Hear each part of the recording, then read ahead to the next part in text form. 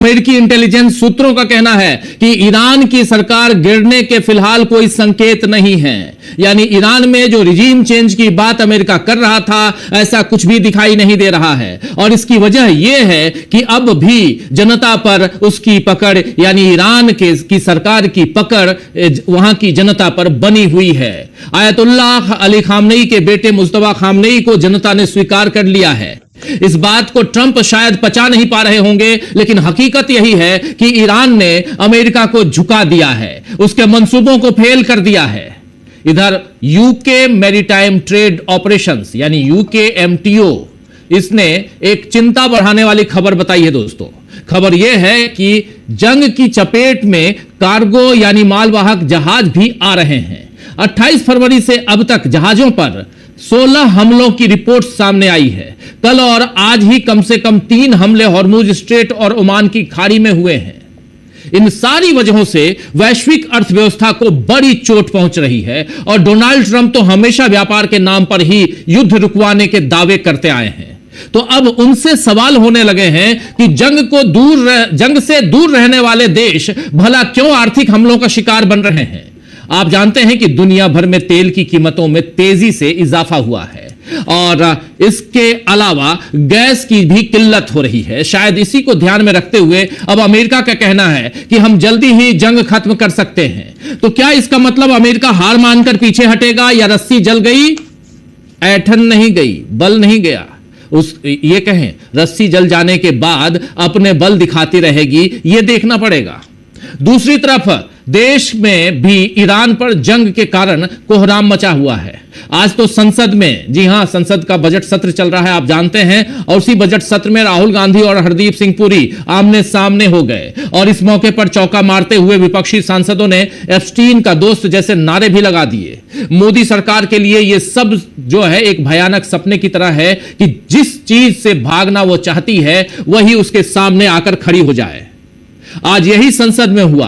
राहुल गांधी ने आज एनर्जी संकट को लेकर किस तरह मोदी सरकार को घेरा है, आइए जरा उसकी एक बानगी सुन लीजिए, चर्चा आगे बढ़ाएंगे। इधर हिंदुस्तान में जो कुछ चल रहा है इस जंग से रिलेटेड, और हिंदुस्तान में भी अब इस जंग की बात ज्यादा होने लगी है। और इन सब के बीच आपको पता ही है कि ईरान के खिलाफ सह प्रस्तावक बनकर भारत ने यूनाइटेड नेशन सिक्योरिटी काउंसिल में वहां अपनी उपस्थिति दर्ज कराई ईरान के खिलाफ, बहरीन के साथ। इसके क्या मायने, इस पे चर्चा करेंगे। लेकिन राहुल गांधी इधर संसद में क्या कह रहे हैं, सुनिए। The foundation of every single nation is its energy security.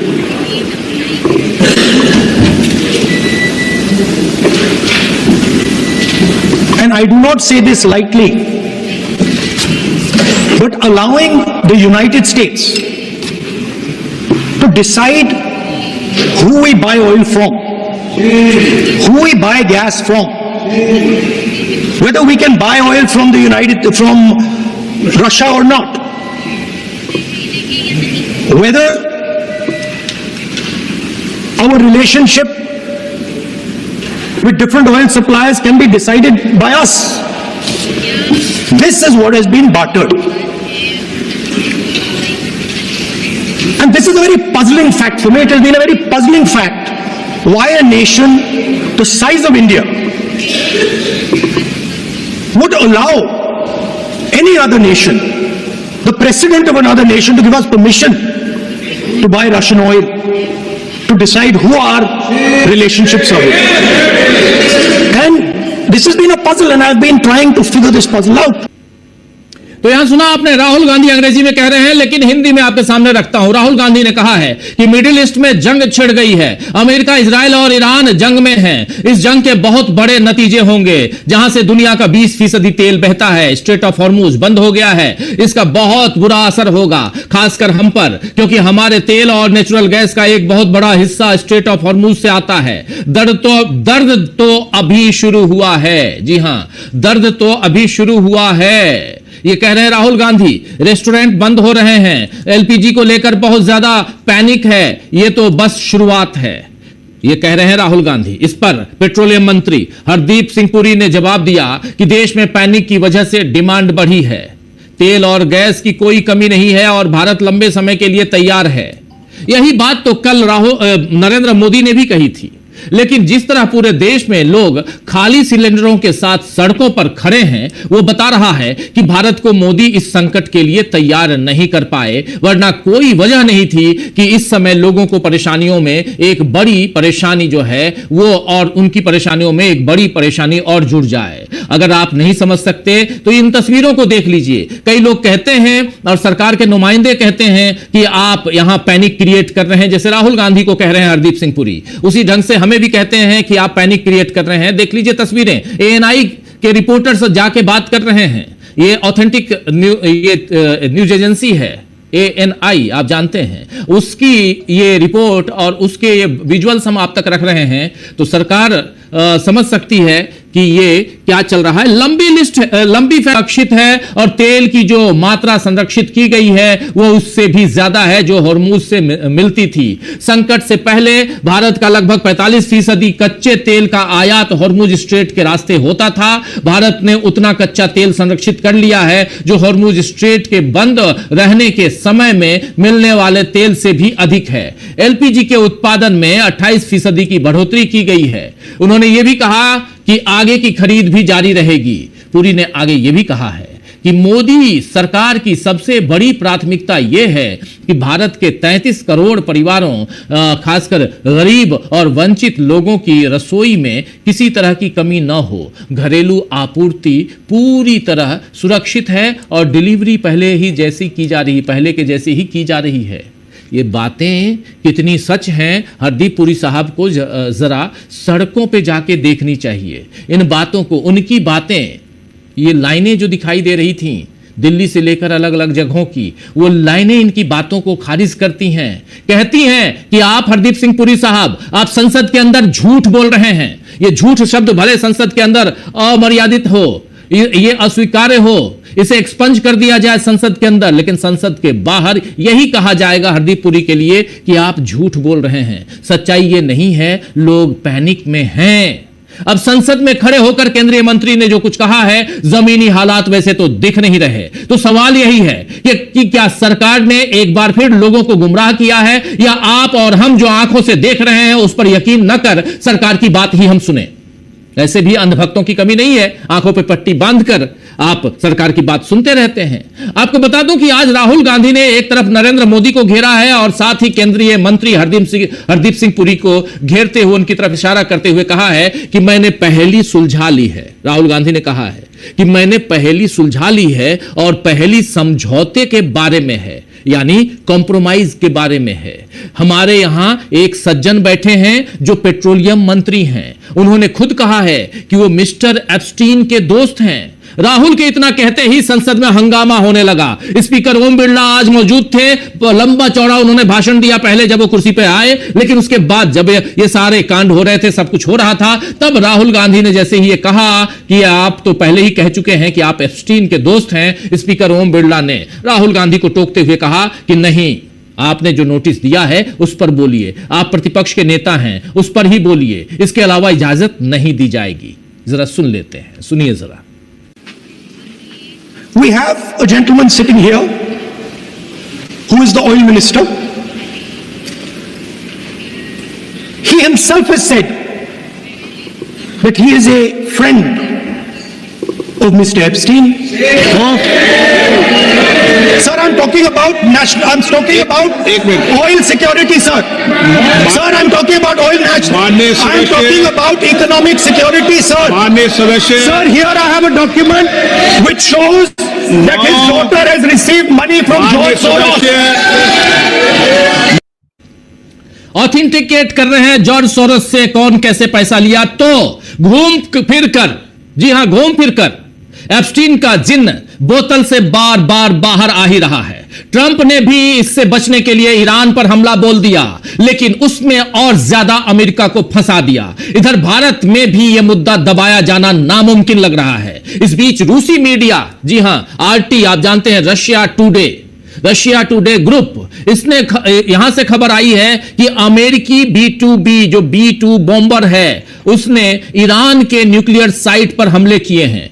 अमेरिकी B2B यानी B2 बॉम्बर बस्टर उसने ईरान के न्यूक्लियर साइट पर हमले किए हैं। वेंटोर लैब ने तालेगन 2 न्यूक्लियर साइट पर की तस्वीर जारी की है, जिसमें बंकर बस्टर बमों से हमले के सटीक इंपैक्ट पॉइंट भी दिखाई दे रहे हैं, जिसके बाद इस जंग के और खतरनाक मोड़ लेने की आशंका बढ़ गई है। इस बीच ईरान ने अमेरिका को बड़ी चेतावनी दी है। ईरानी संसद के अध्यक्ष मोहम्मद खलीबाफ ने कहा है कि फारस की खाड़ी में स्थित ईरानी द्वीपों के खिलाफ अमेरिका की कोई भी आक्रामकता ईरान को संयम छोड़ने के लिए मजबूर कर सकती है। ईरान को संयम छोड़ने के लिए मजबूर का मतलब आप समझते हैं दोस्तों? इसका मतलब है कि ईरान और तगड़ा वार करेगा। अगर अमेरिका आक्रामक होगा तो ईरान अपने संयम को यहां बरकरार नहीं रखेगा, उसे वो छोड़कर आगे बढ़ेगा। तो ईरान ज्यादा आक्रामक होने की संभावनाओं पर विचार कर रहा है और उधर अमेरिका युद्ध खत्म करने के रास्ते तलाश रहा है। इस बीच भारत किस तरह सामने आए संकट से खुद को संभालेगा, इन तमाम मसलों पे यहां ट्रायंगल देखिए, अमेरिका है, ईरान है और इंडिया है। इस ट्रायंगल में कौन पिस रहा है? तीनों जगहों की जनता पिस रही है। और जिम्मेदार कौन है? चलिए चर्चा करते हैं। चर्चा में हमारे साथ कुछ वरिष्ठ साथी जुड़े हुए हैं, पहले उनसे आपका परिचय करवाता हूं। हमारे साथ इस वक्त 5 वरिष्ठ साथी जुड़े हुए हैं। अमलेंदु उपाध्याय जी हैं, प्रशांत टंडन जी हैं, शकील अख्तर जी हैं, प्रफुल्ल कोलखियान जी हैं और उधर ईरान से सीधे हमारे साथी नजर अब्बास रिजवी साहब हैं। रिजवी साहब, आपका स्वागत है, इस्तकबाल है इस कार्यक्रम में। और स्वागत इस्तकबाल आप तमाम हमारे चारों साथियों इधर हिंदुस्तान से, और आप तमाम साथी दर्शक साथी हमारे इस कार्यक्रम को जो देख रहे हैं, आप सबका भी स्वागत करता हूं, इस्तकबाल करता हूं। बहुत बड़ा दिन आज का, ईरान और अमेरिका और इजराइल इसको जो हम लोग देख रहे हैं, झेल रहे हैं, और इन सबके बीच इधर हिंदुस्तान में भी बहुत कुछ चल रहा है, बड़ा खेल चल रहा है। उस खेल को भी उजागर करने की कोशिश करेंगे और संसद में जो चल रहा है हमारे साथी शकील अख्तर जी रोजाना लेकर आते हैं। लेकिन पहले चलते हैं उधर सीधे ईरान। रिजवी साहब हमारे साथ जुड़े हुए हैं, ईरान का सूरत हाल समझते हैं उनके जरिए। और आप सब जानते हैं लाइव कमेंट्री, अकेला चैनल, डिजिटल मोड हिंदुस्तान में डीबी लाइव है, जो लगातार आपको रिजवी साहब के जरिए, रिजवी साहब के और भी कलीग्स के जरिए ईरान का और इस जंग का सूरत हाल आप तक पहुंचा रहा है। इसलिए बहुत बहुत शुक्रिया अदा करता हूं पूरी ईरान की टीम का, और शुक्रिया रिजवी साहब आपका स्पेशली, और जमीर साहब और अब्दी साहब, तमाम हमारे साथी जो जुड़ते हैं अलग अलग दिनों में, आप सबका शुक्रिया अदा करता हूं। और सीधे आपके पास आना चाहता हूं। आज 13वां दिन है, आज 13th day of this war.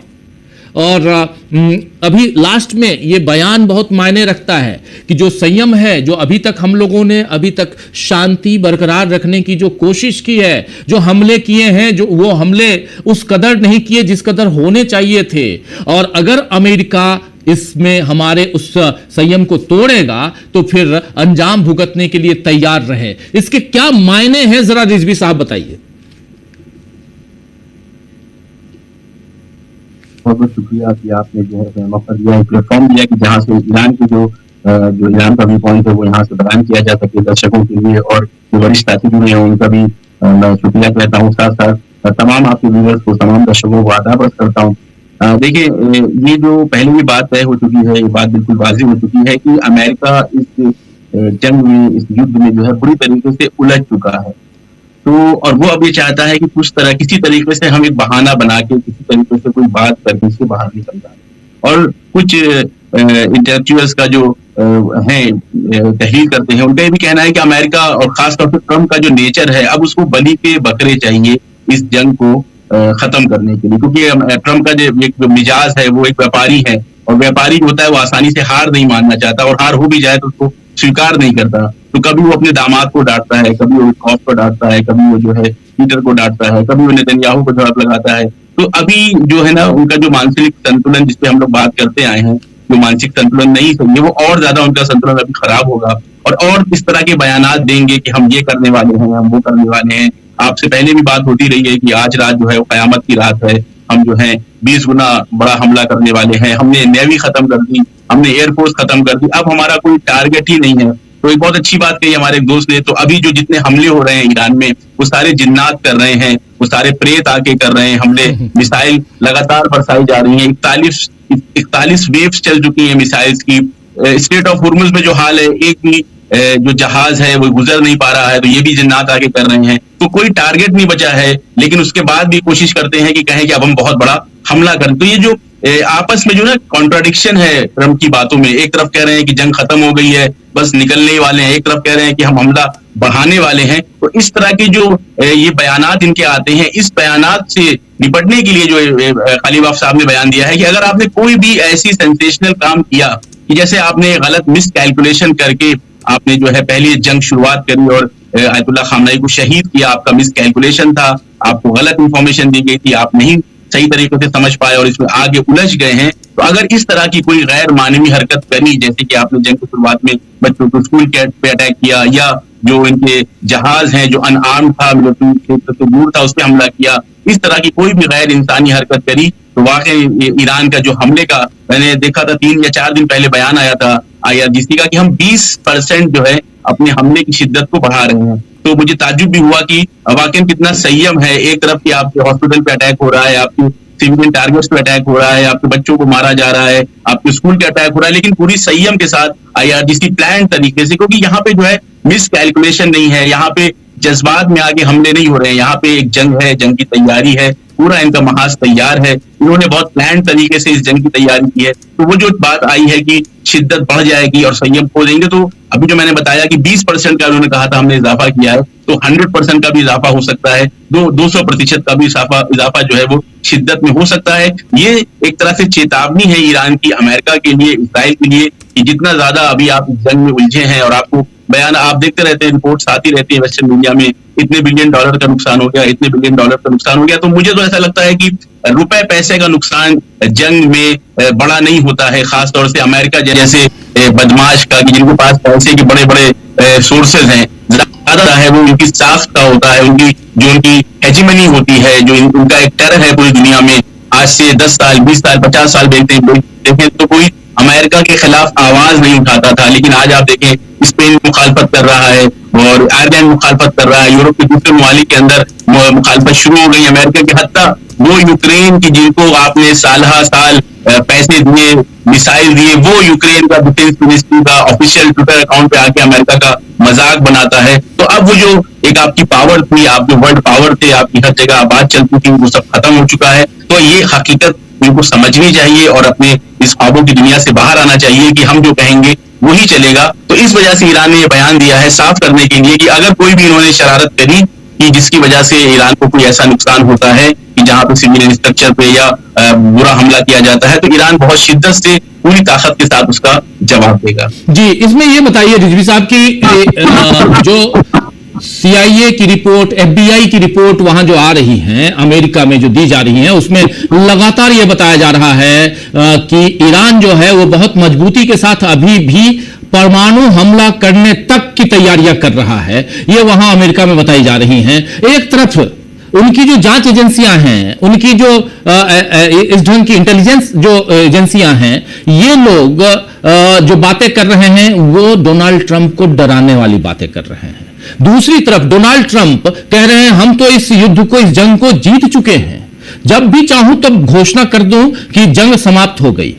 और तीसरी तरफ ईरान जो बार बार कह रहा है, अभी राष्ट्रपति पेजेश्कियान की बात कर लें, अब्बास अरागची की बात कर लें, या और लोगों की बात कर रहे हैं, चाहे IRGC की बात कर लें जिसमें आप 39वीं लहर की बात कर रहे थे, या 40वीं लहर हो, जो भी है, इन सब की बात करें, तैयारियां अंदर खाने पूरी। तो इसको कैसे देखा जाए ईरान के हिसाब से, लिहाज से, अमेरिका के लिहाज से कैसे देखा जाए? क्योंकि अमेरिका में इन सब में सब कुछ कॉमन है। राष्ट्रपति डोनाल्ड ट्रंप लगातार कह रहे हैं कि हम पहले दिन जीत गए थे, और वो साफ समझ में आ रहा है अगर जीत गए थे तो 13 दिन से कर क्या रहे हैं? घोषणा कर देते एक तरफा, आप नहीं करते, आप हमला नहीं बोलते, ईरान चुप बैठ जाता, यही कर सकते थे। और ज्यादा से ज्यादा शेल्टर लेने के लिए यूनाइटेड नेशन चले जाते, वहां पे जाके आप बिट्टो का इस्तेमाल करते, कुछ और करते। आपने ये सब तो किया नहीं, क्योंकि और भी तरीके हैं शांति के, ये हम लोगों ने सेकेंड वर्ल्ड वॉर के बाद से देखा है। तो यहां लेकिन इन दोनों के बीच एक जो ट्रायंगल तीसरा नजर आ रहा है, वो तीसरा ट्रायंगल है वहां की FBI और CIA की रिपोर्ट। इस रिपोर्ट को लेकर इधर क्या चर्चा है ईरान में, जरा ये बताइए। इसके बाद एक और सवाल बहुत अहम है जिस पे आऊंगा, जिसपे नए आपके जो सुप्रीम लीडर ईरान के हैं उनका बयान जो है आया है, अब शायद आज बयान आया है, उस पर भी आप अपनी बात रखिएगा। लेकिन पहले हम अमेरिका चलते हैं, अमेरिका की बात करते हैं। पहली बात तो ये कि ईरान और ईरानी जो पूरा निजाम है, ईरान की आवाम है, वो अमेरिका की रिपोर्ट्स को सिर्फ मसलन सीरियस लेती नहीं है इतना, और ना उसके हिसाब से प्लानिंग करती है। मैं एक चीज को हाईलाइट पहले करना चाहूंगा राजीव जी, देखिए आप यहाँ पे ईरान में एक 5वीं क्लास के बच्चे का इंटरव्यू आए और करें और कहें कि जंग को लेकर तुम्हारा क्या नजरिया है, और फिर आप बात करें कालीबाफ साहब की, आप बात करें पेजेश्कियान साहब की, आप बात करें IRGC के किसी कमांडर की, आप बात करें एक आम पुलिस वाले की, ना तो आपको सबकी बातों में एक जैसी ही बात समझ में आएगी कि भाई एक 5वीं क्लास का बच्चे से लेके प्रेसिडेंट लेवल तक सब एकजुट हैं, एक मत है, एक नजरिया है जंग को लेके। अब आप आइए यूएस में प्रेसिडेंट कुछ और कह रहा है, फॉरेन मिनिस्टर कुछ और कह रहा है, डिफेंस मिनिस्टर कुछ और कह रहा है, FBI कुछ और कह रही है, CIA कुछ और कह रही है, जनता कुछ और चाह रही है, और मीडिया कुछ और कह रहा है। वाइस प्रेसिडेंट ये जो और कह रहा है, उनका वाइस प्रेसिडेंट भी कुछ और कह रहा है। हर आदमी की अपनी 1.5 ईंट की एक मस्जिद है और वहां से खड़ा होकर वो आवाज लगा रहा है। तो मेरा कहने का मतलब ये है कि जंग जो है ना, एक होती है मिलिट्री जंग और एक होती है साइकोलॉजिकल जंग। तो ये ओपिनियन आप दुनिया में एक आम आदमी से पूछिए जिसकी अक्ल काम कर रही हो और वो बहुत ही बेसिक कॉमन सेंस रखता हो, तो उससे पूछे कि भाई इस जंग में अमेरिका और ईरान की जंग में क्या मामला चल रहा है, तो समझ में आ जाएगा कि अमेरिका पूरी तरह से जो है इस वक्त हताश है, मुख्तलिफ बयानात दे रहा है। अब FBI कह रहे हैं, CIA कह रहे हैं कि न्यूक्लियर अटैक करना चाहता है। यहाँ पे पूरी तरह से वाजे है, आयतुल्ला खामनेई का फतवा था, लास्ट मोमेंट तक उनका ये कहना था कि कोई भी ऐसा हथियार नहीं यूज किया जाएगा जिससे नॉन मिलिट्री लोगों की, सिविलियंस की जिंदगी को। आपको मैं बताऊं, यहाँ पे मिसाइल जब बनाई जाती है, आयतुल्ला खामनेई के पास मैंने रिपोर्ट्स देखी है, जो बड़े बड़े सरदार होते थे, कमांडर्स होते थे IRGC के, वो जाते थे कि हमने एक मिसाइल बना ली शुरुआत में, तो वो कहते थे कि अच्छा बताओ कितना प्रिसिशन है इस मिसाइल का, तो वो कहते थे कि 100 मीटर के दायरे में ये हमला करेगी। तो कहते आयतुल्ला खामनेई के बयान है, रिकॉर्डर है, वो कहते थे कि नहीं अभी इन मिसाइल्स को यूज करने का हक नहीं है, क्योंकि 100 मीटर का अगर आपका प्रिसिशन में गड़बड़ी है तो मासूम जिंदगियों को खतरा हो सकता है। उनका ये कहना है कि ये रिपोर्ट ये है कि जब तक 2 द पाउंड प्रिसिशन मिसाइल्स हमने नहीं बना ली, तब तक उन्होंने इजाजत नहीं दी है मिसाइल्स को यूज करने की। तो इंसानी जिंदगियों को, मासूम जिंदगियों की अहमियत को देखते हुए आयतुल्ला खामनेई इतने हसास थे, इतने सेंसिटिव थे कि मिसाइल्स में इजाजत नहीं दे रहे थे। तो वो न्यूक्लियर वेपन की तो दूर की बात है, पूरा क्लियर स्टैंड है ईरान का। मसला ये कि ईरान बार बार कह रहा है कि न्यूक्लियर वेपन नहीं बनाना है, न्यूक्लियर वेपन नहीं बनाना है, वो चिल्ला रहा है 20 साल से, 10 साल से, और ये भी कह रहा है कि अगर हम बनाना चाहते तो शायद बना लेते, लेकिन क्योंकि हम रिलीजियस तौर से, हम धार्मिक तौर से बाध्य हैं, हमारा फतवा है सबसे सर्वोच्च जो धार्मिक हमारे लीडर हैं उनका कि हम नहीं बना सकते। तो एक तरफ ये स्टैंड है कि न्यूक्लियर वेपन की कोई बात नहीं, दूसरी तरफ से ये अपनी पब्लिक को उलझाने के लिए, पब्लिक का ओपिनियन गोल मोल करने के लिए कि हम किसी तरीके से इस जंग को आगे बढ़ाएं, खींचे, उलझाए रखें, ये रिपोर्ट्स आती हैं FBI की न्यूक्लियर अटैक करने वाला है, ये सारी चीजें, तो ये सारी बुनियाद है। मैं आपको मिसाल देता हूँ राजीव जी, आपने सुबह देखा होगा, मैं सुबह उठा तो मैंने देखा कि व्हाट्सएप पे किसी ग्रुप पे मैसेज आया कि रॉयटर्स ने कहा है ईरानी सूत्रों के माध्यम से कि हिंदुस्तान की जो शिप्स है वो निकल रही है। फिर 2 घंटे बाद आया कि उसी रॉयटर्स ने कहा है ईरानी सोर्सेस के माध्यम से कि नहीं शिप्स नहीं निकल रही है। अब आप बताएं, रॉयटर्स जैसी एजेंसी का ये हाल है कि वो 2-2 घंटे, 3-3 घंटे में अपना बयान बदल रही है, तो मीडिया और CIA और FBI का कोई भरोसा नहीं किया जा सकता। ये लोग बिल्कुल ऐसे हैं कि झूठ के सहारे दुनिया को बेवकूफ बनाने की कोशिश करते हैं। तो इस तरह की कोई भी बात नहीं है, और अगर ऐसी कोई बात होती तो मैंने बार बार ये बात आपके माध्यम से भी दर्शकों तक पहुंचाई है कि देखिए ईरान ने जो भी किया है सीना ठोक के किया है, उन्होंने कभी भी छुप के नहीं काम किया। उन्होंने कहा कि हमने कतर पे अटैक किया, हमने दुबई पे अटैक किया, हमने कुवैत पे, बहरीन पे अटैक किया, वो हर बाकायदा डिटेलिंग बयान करते हैं। इसको पर्सन उनका टीवी पे आता है, वो बताता है कि हमने 12वीं वेव करी, 25वीं वेव करी, 35वीं वेव करी, कोई भी ढकी छुपी बात यहाँ नहीं है, ऐसा नहीं है, वो बताते हैं। आप देखिए ना, अगर फर्ज करें कि अमेरिकन प्रेसिडेंट जब नेतन्याहू भी गायब है 5 दिन से, क्या उनका हुआ क्या नहीं हुआ किसी को कोई खबर नहीं है, लेकिन यहाँ ईरान के अंदर सुप्रीम लीडर की शहादत की खबर 24 घंटे के अंदर पब्लिक को दे दी गई। तो पब्लिक को भी इसीलिए अपने निजाम के ऊपर भरोसा रहता है कि निजाम हमें कोई बेवकूफ नहीं बना रहा, जो निजाम हमें जो है वो पागल नहीं बना रहा है, निजाम हमको बिल्कुल क्लैरिटी के साथ सारी खबरें दे रहा है। इसीलिए मैंने कहा आप 5वीं क्लास के बच्चे से लेकर प्रेसिडेंट तक के लेवल के बंदे का अगर आप इंटरव्यू लेंगे तो उनकी बातों में बिल्कुल एक बयान, एक तरह की बात करेंगे, उनकी गोल मोल बातें नहीं करेंगे। लेकिन क्योंकि अब ये जो बात है कि हम जंग पहले दिन जीत गए, तो भाई अगर तुम आप पहले दिन जीत गए हो तो आप और आपके साथी वो किसी मसलन अच्छे से रिसोर्ट में जाके पार्टी कर रहे होते। इस वक्त आपके साथी नेतन्याहू पूरी दुनिया से गायब है, जिंदा नहीं है, घायल है, जख्मी है, हॉस्पिटल में है, चांद पे है, मार्स पे है, नहीं पता। तो ये समझ में आता है कि अगर आप जीत गए तो आपको इस वक्त जो है पब्लिक प्लेस में होना चाहिए, आपको इंटरव्यूज देना चाहिए, आपको जीत का जश्न मनाना चाहिए। तो ये सारी बात वही मेरी बात पलटने की वहीं पे कि मानसिक संतुलन जो है वो ट्रंप साहब का नहीं सही है। और उम्मीद करता हूं कि जल्द ही अमेरिका की आवाम जो है, जैसे कि मुख्तलिफ मुल्कों में होता है, अमेरिका की आवाम उठेगी और कहेगी कि भाई कम से कम हमारा रिप्रेजेंटेटिव ऐसा जो है वो शख्स नहीं होना चाहिए कि जो सही से बयानात भी ना दे सके, सुबह कुछ और कहे, शाम को कुछ और कहे। तो ये मैं आपके दर्शकों के, आपके चैनल के माध्यम से एक अपील करूंगा अमेरिका के जो लोग हैं, जिनका जमीर जिंदा है, जिनकी अकलें काम कर रही है, कि भाई अपने मुल्क को संभाल लो। नेशनल सिक्योरिटी का मसला ईरान मध्य एशिया में नहीं है, तुम्हारी नेशनल सिक्योरिटी का सबसे बड़ा मसला वाशिंगटन डीसी व्हाइट हाउस में बैठा हुआ है, कि जिसने तुम्हारे लिए अब तुम्हारी जिंदगियों को मुश्किल कर रखा है। जी बिल्कुल। अब जरा ये बताइए, नए सुप्रीम लीडर उनका क्या अभी देश के नाम कोई संबोधन, कोई बयान, कुछ और आया है क्या? और दूसरी चीज कि इनकी नियुक्ति के बाद, अपॉइंटमेंट के बाद फिर, क्योंकि इजराइल ने भी कहा था कि आप अगर किसी को ऐसे अपॉइंट करेंगे, लेकर आएंगे तो हम मार डालेंगे। और अमेरिका ने तो साफ कह दिया था कि वहां नया सुप्रीम लीडर हमारे कहने से होगा। ये सब कुछ हुआ नहीं। क्या कुछ चल रहा है, इस पर कोई प्रतिक्रिया है? अभी मैं जस्ट अभी आपके साथ जब जुड़ा हूँ, उसी वक्त तकरीबन यहाँ का जो 5, आप वहां का 7, यहाँ का 5 बजता है, तो 5 बजे तकरीबन जो है मैसेज आया। मैं पूरा बयान नहीं पढ़ पाया जी, जो 1-2 पॉइंट मैंने जल्दी बयान पढ़े हैं उस पर आऊंगा। लेकिन पहले ये कि अमेरिका ने कहा कि ये बात पहले आई, मैं फिर से जिक्र कर दी, मैंने पहले नहीं सुनी थी, कि जो डिप्टी वाइस फॉरेन मिनिस्टर थे ईरान के, वो जब इंडिया गए तो उन्होंने बहुत अच्छा बयान दिया कि अमेरिका ट्रंप के चाहने से तो न्यूयॉर्क का मेयर भी नहीं बनता। इतनी पूरी ताकत लगा ली, पूरी कोशिश कर ली, पूरे पैसे की ताकत, पूरे पॉलिटिकल पावर लगा ली कि मामदानी जो है वो न्यूयॉर्क के मेयर ना बने। तो जब आपका मेयर के ऊपर बस नहीं है तो ईरान के सुप्रीम लीडर में आपका क्या बस चलेगा?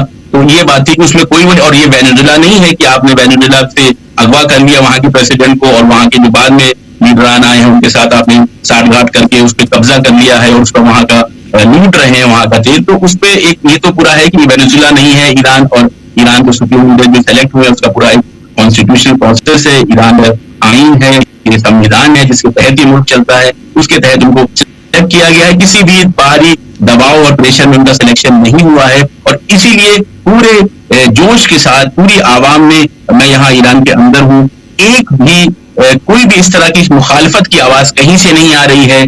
नॉर्मली आपने देखा होगा कि शिकायतें रहती है रहबर मौजूम से, या इनकलाब के खिलाफ या निजाम के खिलाफ आवाजें उठती रहती हैं, लेकिन इस वक्त इनके सिलेक्शन के बाद किसी भी तरह की कोई मुखालफत कहीं भी से भी नहीं उठ रही है। जो बताता है कि युद्ध की वजह से खुद ईरान में जो डिफरेंट ओपिनियन के लोग थे, के जो गिरोह थे, जो पार्टीज थी कह ले, या फैक्शंस थे, उन सब में इतना इत्तेहाद हो चुका है, मान रहे हैं कि अगर हम इस वक्त अपने घर के इख्तिलाफात के बारे में बात करेंगे तो बाहर का दुश्मन हम पे हमलावर हो जाएगा। तो पूरी तरीके से आयतुल्लाह मुस्तफा खामनई को लोगों ने कबूल किया है रहबर के तौर पे। जो 2 पॉइंट मैंने देखे हैं, वो 1-2 पॉइंट शुरू में उन्होंने कहा है, वो ये कि ये बहुत बड़ी जिम्मेदारी है, बहुत बड़ा एक बोझ है, बहुत बड़ा एक दायित्व है जो मेरे ऊपर आया है, और मुझे भी इसकी खबर नहीं थी। जैसे पब्लिक को जब खबर हुई कि मजीद खबरदार ने मुझे सेलेक्ट किया, उसको तो मालूम चला। साथ ही साथ उन्होंने हाईलाइट किया है कि 2 बड़े सुप्रीम लीडर जो गुजरे हैं, इमाम खुमैनी की, जो खुद इस क्रांति के लीडर हैं, इस क्रांति को लेके आए थे, पूरा उन्होंने निजाम को कायम किया था, उनका, और कह रहे हैं कि 30-35 साल से जो आयतुल्लाह खामनई शहीद हुए हैं, इन 2 बड़े लीडर्स के दायित्व को निभाना मेरे लिए बहुत सख्त काम है, और मैं ये बिना खुदा की मदद से और आवाम के ताउन से, आवाम की मदद के बिना नहीं कर सकता हूँ। एक पॉइंट उन्होंने ये हाईलाइट किया है, और दूसरा उन्होंने खास तौर से जो हाईलाइट किया है, आप जानते हैं कि कल जो है वो रमजान का आखिरी फ्राइडे है, और रमजान का आखिरी फ्राइडे इमाम खुमैनी ने जो है इनकलाब की क्रांति की सक्सेस के बाद कहा था कि ये यौमुल कुद्स है, यानी कुद्स की आजादी के लिए मन गया, ये इंटरनेशनल कुद्स डे है कल। खास तौर से उन्होंने हाईलाइट किया है कि पूरी दुनिया के मुसलमान यौमुल कुद्स के दिन आवाज उठाएं कुद्स के लिए, और खास तौर से तूफान अक्सा के अक्टूबर के बाद से यौमुल कुद्स की अहमियत पूरी दुनिया में बहुत ज्यादा बढ़ गई है। तो कल आप देखेंगे पूरी दुनिया में, खासतौर से ईरान में या ईरान, यमन, लेबनान, जितने भी इस मंतके में ऐसे मुल्क है कि जहां इंसाफ की आवाज उठती है, वहां पे बड़ी बड़ी रैलियां, लाखों की तादाद में लोग रोड पे रहेंगे। मुख्तलिफ और भी शहर दुनिया के मुल्कों में जो है यौमुल कुद्स की रैली रहेगी। तो खास उन्होंने जो है तवज्जो दिलाई है, मुसलमानों से अपील की है कि यौमुल कुद्स यानी इंटरनेशनल कुद्स के दिन जो है सब लोग जो है सड़कों पे उतरे और कुद्स की और फिलिस्तीन की आजादी की मांग को दोबारा एक बार एक इत्तेहाद के साथ और यूनिटी के साथ पूरी दुनिया को बताएं। और ये 2 पॉइंट मैंने फिलहाल देखे हैं, जो बयान आया है वो काफी लंबा है, इसके अलावा और भी अगर पॉइंट होंगे वो आगे हम फिर आपके साथ। जी, थोड़ा सा छोटा सा बयान हम भी रखना चाहते हैं। आपने बिल्कुल ठीक कहा है, और मैं भी बस जल्दी जो आपसे बात हो रही है तो थोड़ा बहुत देख पाया मैं। कह रहे हैं यहां पर आयतुल्लाह सैयद मुस्तफा खामनेई कि हम ईरान के शहीदों, विशेषकर मिनाब के शहीदों के खून का बदला लेने में कोई कसर नहीं छोड़ेंगे। यह कहना है मुस्तफा खामनेई का। हम ईरान के शहीदों, विशेषकर मिनाब के शहीदों, जो बच्चियां 168 बच्चियां और टोटल, ये देखिए, हम ईरान के शहीदों, विशेषकर मिनाब के शहीदों के खून का बदला लेने में कोई कसर नहीं छोड़ेंगे। इस्लामी क्रांति के नेता ने इस बात पर जोर दिया, यानी यहां मुस्तफा की बात हो रही, मुस्तफा खामनेई की, कि अंतर्राष्ट्रीय कुद्स दिवस के जुलूसों के दौरान सभी को प्रभावी उपस्थिति दिखानी चाहिए, विशेषकर ऐसी उपस्थिति जो दुश्मन को विफल कर दे। ये कह रहे हैं कि यानी यहां आप आइए और जमकर इसमें पार्टिसिपेट कीजिए, भाग लीजिए। इसके अलावा इन्होंने एक बात और कही है, वो हॉर्मूज को लेकर कही है, जो अभी आप बता भी रहे थे। हॉर्मूज स्ट्रेट बंद रहना चाहिए, इनका कहना है। हॉर्मूज स्ट्रेट बंद रहना चाहिए, ये कहना है ईरान के सर्वोच्च नेता आयतुल्लाह मुस्तफा खामनेई का। और भी बहुत कुछ है, जैसा आप भी बता रहे हैं, वो लंबा चौड़ा है उनका संदेश, लेकिन पहला संदेश है, और ये इनके संदेश को जो 2-3 लाइनें आपके सामने रखा हूं, रिजवी साहब, जरा इसको ईरान के लोग किस ढंग से लेंगे, इसकी थोड़ी सी आप व्याख्या कर दीजिए। फिर आते हैं, जल्दी से इधर आते हैं हम हिंदुस्तान, आपको थोड़ा रोक के रखूंगा, और हिंदुस्तान में क्या चल रहा है इस पे भी बात करेंगे। शकील जी सीधे संसद से भागे भागे आ रहे हैं, तो इनके पास भी पहुंचेंगे हम। इस बीच 1-2 लाइन और भी आई है। हम इस क्षेत्र के देशों को अमेरिकी सैन्य अड्डों को बंद करने की सलाह देते हैं। देखिए, जो आ रहा है सामने रख रहा हूं, ये मुस्तफा खामनेई का कहना है। इस एरिया के देशों को, मित्र राष्ट्रों को अमेरिकी सैन्य अड्डों को बंद करने की सलाह हम देते हैं, ये कह रहे हैं। और साथ साथ यहां पे खाड़ी देशों में हमले नहीं रुकेंगे, ये भी कहा है। अगर आप इसको बंद कर दीजिए बेहतर है, नहीं तो हमले नहीं करेंगे। दुश्मन के ठिकानों का उद्देश्य उनके देशों पर नियंत्रण करना है। हम पड़ोसी देशों के साथ मित्रता में विश्वास करते हैं, लेकिन हम उनमें स्थित अमेरिकी ठिकानों को निशाना बनाना जारी रखने के लिए विवश हैं, क्योंकि इन्हीं ठिकानों से हम पर हमले किए गए हैं, ये कहना है। और ये लंबा अभी थोड़ा थोड़ा आ रहा है, बीच बीच में आप भी देखते रहेंगे, रिजवी साहब आप भी बताएंगे, लेकिन इसके क्या मायने निकाले जाएं, क्या जो ये 5वीं क्लास के बच्चे से लेकर राष्ट्रपति पेजिशकियान तक जो हम बात कर रहे थे, सर्वोच्च नेता तक, उसी दिशा में हम देखें। मैंने वही बात अभी जो कही इत्तेफाक से, ऐसा वही बात आप, मैंने कहा पेजिशकियान साहब तक, अब आप ऊपर चले जाएं तो 5वीं क्लास का बच्चा हो, चाहे वो सुप्रीम लीडर हो, सब एक जैसी बात कर रहे हैं, एक मत होके एक बात कर रहे हैं कि हमें जो है इंतकाम लेना है, हमें रहबर शहीद का इंतकाम लेना है, हमें उन बच्चियों का इंतकाम लेना है, हम हॉर्मूज को बंद करके रखेंगे। हम खाड़ी देशों से मित्रता रखते हैं, लेकिन उनको हम ये नसीहत करना चाहते हैं कि अगर आप मित्रता का हक अदा करना चाहते हैं तो यूएस को बाहर निकाल लें, और ये टैक्स जारी रहेंगे। आप अब इस सिनेरियो को समझे राजीव जी, कि एक मुल्क है कि जहां पे अटैक हुआ था, और उसको बुजुर्ग नेता को जो है, जो उसके एक शफीक बाप की तरह जो नेता था, एक बाप की तरह वाकई वो अपने पूरे मुल्क के बच्चों को तरबियत करता था। मैंने बहुत नजदीक से देखा है, उनके बयानात को देखा है, उनकी मोहब्बतों को देखा है, जो वो ईरानी आवाम के साथ और पूरी दुनिया के अमन पसंद लोगों के साथ करते थे। मैंने उनके बयानात रेगुलर में पढ़ता रहता था, और मैं फिर दावत दूंगा आपको भी और अपने दर्शकों को भी कि जरूर उनके बयानात को पढ़ें और देखें। एक बाप की तरह वो अपनी मुल्क की जो है वो तरबियत कर रहे थे, स्टेप बाय स्टेप आगे लेके जा रहे थे। अब ऐसे बाप को छीन लिया गया था एक क्रूर जालिम हमलावर ने जो है उनके बाप को छीन लिया। तो वो जो गुस्सा था, वो जो जोश और बलबला था ईरानी आवाम के अंदर, वो बहुत ज्यादा था, मैंने आपसे कहा। और वो जब ऐलान हुआ है कि मुश्तबा खामनई साहब जो है वो रहबर बना दिए गए हैं, वो सुप्रीम लीडर बना दिए गए हैं, तो वो जोश और बढ़ गया था। अब इस सिनेरियो को देखते हुए आप ईरानी आवाम के जोश का अंदाजा लगा सकते हैं कि उस रहबर का अब पहला बयान आया है और वो क्या कह रहा है। वो कह रहा है कि हम मीनाब की शहीद बच्चियों का इंतकाम लेंगे। तो अब आप सोच सकते हैं में जो रैलियां निकलेंगी उनके अंदर क्या हाल होगी, क्या जोश और बलबला होगा। और कल जो यौमुल कुद्स की रैलियां यहाँ निकलेंगी और दुनिया भर में निकलेंगी, उसके अंदर क्या जोश और बलबला रहेगा। तो अब इस बात को कालीबाफ साहब के बयान से भी देखिए आप मिलाएं, जो कह रहे थे कि हम संयम खोलेंगे। तो संयम खोलने की बात जो कह रहे हैं, यानी हमारे जोश में कोई कमी नहीं है। अब तो हमारे सुप्रीम लीडर का बयान भी आ गया है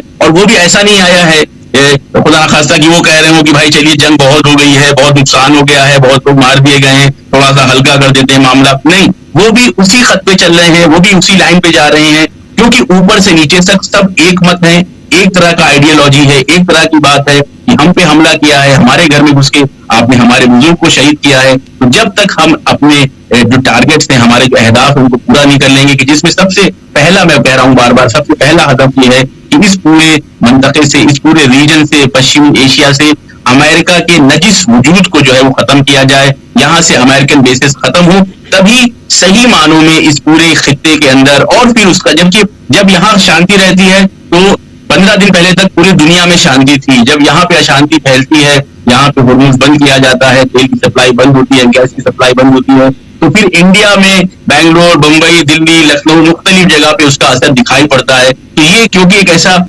नुक्ता है दुनिया का कि यहाँ पे अगर शांति रहेगी तो दुनिया में शांति रहेगी, यहाँ पे अगर अशांति फैलेगी अमेरिका की वजह से तो पूरी दुनिया में अशांति फैलेगी।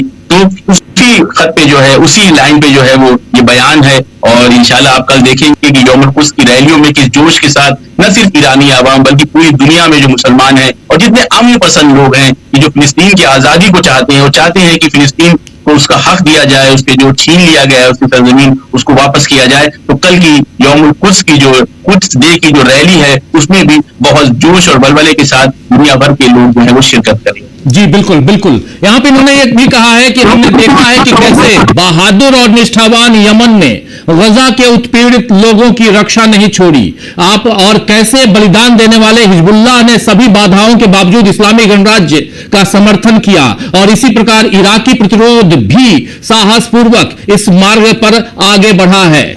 और उसके बाद कहते हैं कि जनता की इच्छा है कि प्रभावी और निवारक रक्षा जारी रखी जाए।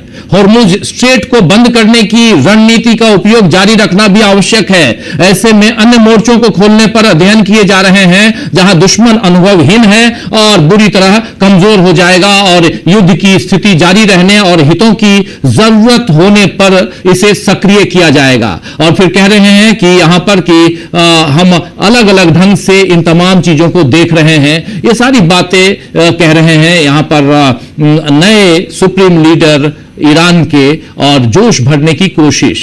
चलिए, ये पहला बयान आया है और बहुत महत्वपूर्ण है, कितना जोश भर सकता है उनकी बातों से साफ दिखाई दे रहा है। वो अपने जो पड़ोसी देश हैं उनका भी आह्वान कर रहे हैं, और उसके अलावा वो साफ साफ हॉर्मुज को लेकर भी क्लियर स्टैंड है। अगर टॉप लीडर का स्टैंड क्लियर हो तो फिर अमलेंदु जी कैसे देखते हैं आप, ईरान बनाम या अमेरिका ही कहेंगे, और 5 दिन हो गए आप भी खोज रहे हैं बिन्यामिन नेतन्याहू को, मैं भी खोज रहा हूं, मैं तो इंटरव्यू लेना चाह रहा हूं लेकिन मिल ही नहीं रहे, तो नेतन्याहू को छोड़ देते। डोनाल्ड ट्रंप और इधर सुप्रीम लीडर ऑफ ईरान, नए सुप्रीम लीडर, इनके बीच क्या कुछ आप देख रहे हैं? जी, जो ईरान के सुप्रीम लीडर मुश्तबा खामेनी ने जो आज अपना वक्तव्य जारी किया है, उसमें सीधे सीधे जो महत्वपूर्ण बात है, वो महत्वपूर्ण बात यही है कि भाई आप अपने जो अड्डे हैं वो खाली देशों से हटाइए, सबसे पहली बात। और हॉर्मुज स्ट्रेट पर जो है वो हमारा कब्जा बरकरार रहेगा, और किसी ने आगे बढ़ने की कोशिश की तो हम उस पर हमले अपने जारी रखेंगे। यानी एक साफ संकेत दे दिया गया है कि ट्रंप साहब, आप चाहे घोषणा कीजिए कि आपने ईरान जीत लिया, और चाहे आप कहिए कि हम युद्ध रोक देंगे चूंकि अब सीज़फायर हम कर रहे हैं, आप कुछ भी कहते रहिए, लेकिन आपके कहने से अब ये जो शुरुआत हुई है ये रुकने वाली नहीं है। ये तभी रुकेगी जब आप बिल्कुल घुटनों पे आ जाएंगे और घुटनों पे आकर माफी मांगेंगे। ये साफ तौर पे संदेश दे दिया गया है। राजीव जी, जैसा कि सुबह जो था डॉक्टर मसूद पेजेशकियन जो वहाँ के राष्ट्रपति हैं, उन्होंने ट्वीट करके कहा था कि भाई उन्होंने पाकिस्तान और रूस के राष्ट्राध्यक्षों के साथ बातचीत की है और स्पष्ट कर दिया है कि उन्होंने 3 मांगे रखी हैं कि जब तक ये नहीं मांगी जाएंगी तब तक कोई वार्ता का तो कोई सवाल ही नहीं है और ये 3 बातें माननी पड़ेंगी। वो बातें भी साफ थी कि ईरान को हर्जाना देना पड़ेगा अमेरिका को, यानी अमेरिका हर्जाना दे। महत्वपूर्ण बात उसमें ये थी, और आप आगे से नहीं करेंगे या आप रिटन में गारंटी देंगे। तो ये राजीव जी उसका ही विस्तार जो है आज वो मुस्तफा खामेनी का जो वक्तव्य आया उसमें एक तरीके से साफ तौर पर दे दिया गया है। और ये भी ये संकेत देता है कि अगर सैयद अयातुल्लाह अली खामेनी नहीं है तो उनका जो मकसद था, उनके जो रीति रिवाज थे और उनकी जो लाइन थी, वो लाइन अभी भी ईरान उसी लाइन पर चल रहा है और झुकने के लिए ईरान तैयार नहीं है। यानी no surrender no ceasefire, ये जो है वो एक तरफ से घोषणा कर दी गई है। साथ साथ जो कि जैसा मसूद पेजेशकियन ने भी पहले कहा कि भाई हमने अपने मित्र राष्ट्र जो हैं, पड़ोसी हैं, उनसे कहा है कि भाई हम आपके ऊपर हमले नहीं करेंगे, लेकिन आपके अगर अमेरिकी अड्डे हैं तो जाहिर सी बात है कि हमको हमला करना पड़ेगा। वो हो रहे लगातार जारी रहे। तो ये भी संदेश वहां से दे दिया गया है कि ये जारी रहेंगे। लेकिन इसके साथ साथ राजीव जी बहुत सी चीजें अब दुनिया में हो रही हैं।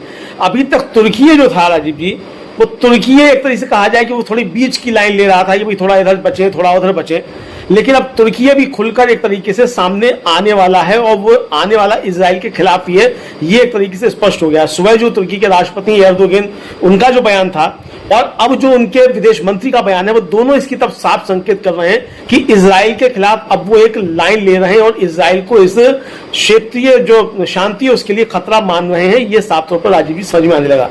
तो बहुत सारी चीजें चल रही हैं। दूसरा जो वहां के यूएस के जो एनर्जी सेक्रेटरी हैं, उन्होंने राजीव जी साफ तौर पर कहा है कि ये 200 डॉलर प्रति बैरल जो है वो जा सकती है कच्चे तेल की कीमतें।